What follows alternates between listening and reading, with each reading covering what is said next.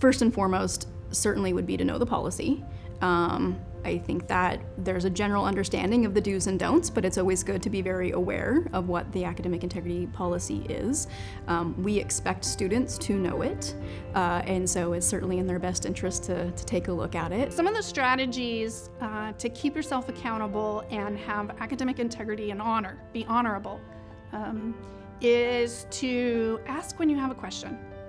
Communicate with your faculty, communicate with your team, even have conversations with your team in terms of setting expectations for yourself. Deadlines do make people do crazy things, and so if a student has waited to the last minute, then that's going to cause them a lot of trouble and a lot of angst, and they're going to panic. If a student really takes the time and the initiative to ask questions, then I think hopefully they'll have some tools to be able to sort of make those decisions and not feel pressured. I think sometimes students feel pressured.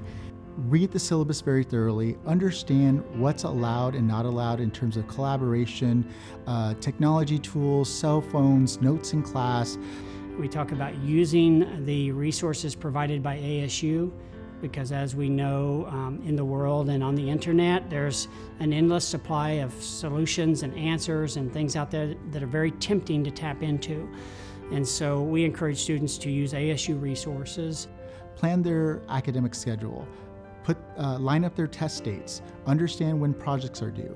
Understand that that things may come up during an academic year that they may not plan for. And that could cut time out of a schedule where they were setting up themselves to be successful. Don't be afraid to reach out via email or call your faculty. Really talking about time management. So pulling a paper off the internet because you ran out of time just simply isn't acceptable. And so how do you readjust things to make sure that you are making that time? As long as it's within the intention of learning from others, getting perspective from someone else on an assignment, on a project is great.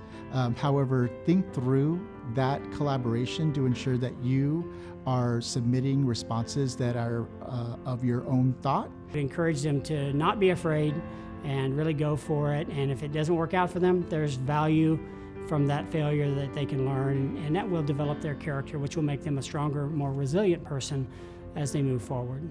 If you are in a situation you don't know how to get out of, come to us. That's why we're here. We want to help you make positive choices for your own human thriving. Academic dishonesty is not a human thriving. It is what we would call a maladaptive trait.